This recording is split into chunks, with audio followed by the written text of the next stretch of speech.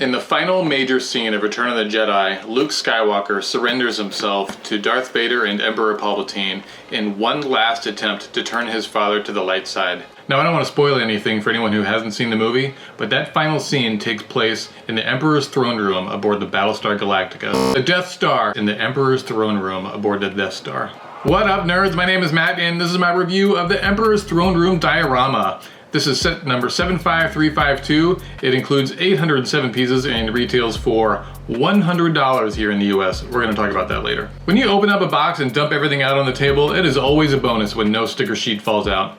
Both the quote on the front here from Luke Skywalker and the Return of the Jedi anniversary plaque are printed pieces, and that's great. This set took a couple of hours for me to build and used some really cool techniques, a little bit in the base, but mostly to create the amazing window behind the Emperor's throne.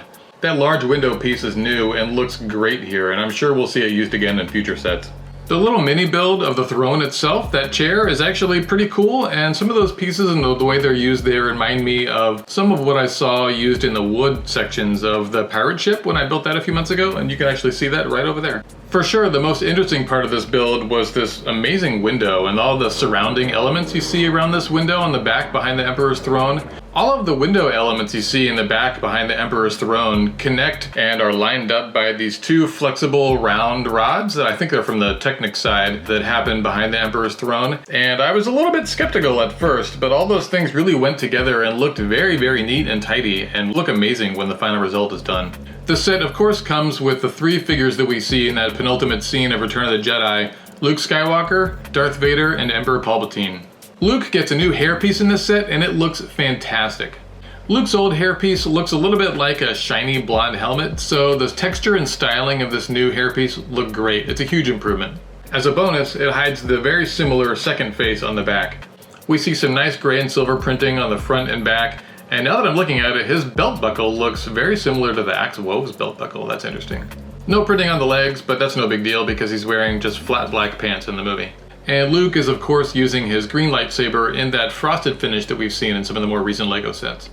Darth Vader looks great here and uses the same beautiful torso with the printed arms that we saw in the recent TIE Bomber set that I reviewed. All the printing on him looks great and transitions perfectly from the torso to his legs. His two-piece helmet looks really good, and his sort of pale, angry face with printed wrinkles on the back is very nice.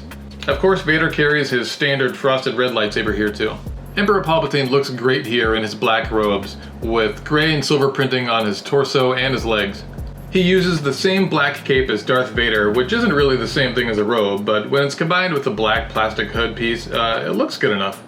Emperor Palpatine looks a lot more fleshy here to me than he does in the movie, so I'm assuming that he ended up splurging for that tanning bed, which, you know, like, I don't blame him. When you're there and he's in the meetings all day and he's going from one meeting to another, he's in off and on a Zoom and he's going to different places in the Death Star. It's huge, he's tired, he's walking all over the place in that stupid Death Star, which is way bigger than you think. Director Krennic is like talking about budgets and everything, talking about all the stuff that you can add and there's options and different colors and finishes for everything and for the bathrooms and the floors and ceiling tiles. Palpatine doesn't even remember saying yes to a tanning bed, but it just showed up one day, so he's like, I don't know who paid for this. Did I approve the budget for a tanning bed? He's like, whatever. I don't feel like taking it back. It's a custom job, so he's not gonna take it back anyway. So yeah, just put the tanning bed over there. I'll end up using it sometime.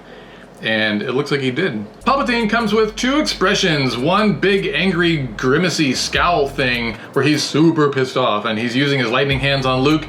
And then the other face, he's still pretty angry, but he's a little bit more subdued, which I assume that's his tanning bed face. If you're enjoying this video, please take a moment right now to subscribe. And if you don't like this video, then leave a comment below telling me what you don't like about it. And maybe in the future, my videos will be less bad. That's not a promise, by the way. This set has so many things going for it. It's one of the most iconic, important set in the Star Wars franchise. And the way that LEGO has created this window and the area behind the throne look perfect. I love the way the bottom part of the arches sort of seamlessly sink into the floor. Everything is tiled off really nicely with just enough studs available to allow you to position the minifigures in interesting ways. The throne itself looks perfect and captures all of the detail and colors and interesting shapes and angles you see in the throne in the movie. The two consoles on the side add a pop of color and look great and are accurate to what we see in the movie. And then the metal pieces used in the railing on the sides add a really nice visual texture alongside the little metal grating that we see along the front and sides of the dioramas to really help this feel complete and finished. And if we lift up the center portion of the floor here, there's even a place for Emperor Palpatine to store his lightning when he doesn't want to use it. The backdrop is the most interesting part of the build here, and it's surprisingly robust. It uses a few Technic pins in the back on the bottom to attach it to the base so that you can really handle it with ease and not worry about it coming apart. You can see a little bit of the interior if you look on the side under the stairs, which I don't really mind because the Death Star feels like it's sort of lightly constructed anyway. The one downside to this set is the price.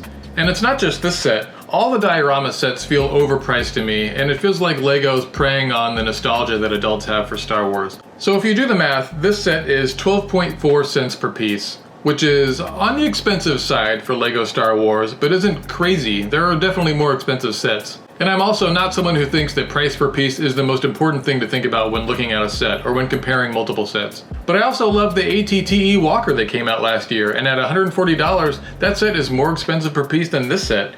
So, I don't know, I really have no idea. I don't know what I think. Maybe a set like the ATTE Walker or the Inquisitor Scythe ship feel like a better value because they have a really nice interior, or they have moving parts, or they have more and nicer minifigures. I don't know. I think this Emperor Throne Room diorama is a beautiful set. I can't imagine how they could have done it better. I mean, for the size of this thing, it looks amazing. But if you're asking me, I don't think you should pay full price for this set, and maybe not any diorama set. I think you should try to get these on sale. Eventually, you're going to be able to find this set for $80, and I think that's a really good price for this set. But let me know what you think. I would love to hear from you about what sets you buy at launch and how you decide when you're going to get something at launch and when you're going to wait until it goes on sale. Anyway, that's all from me. Later, nerds.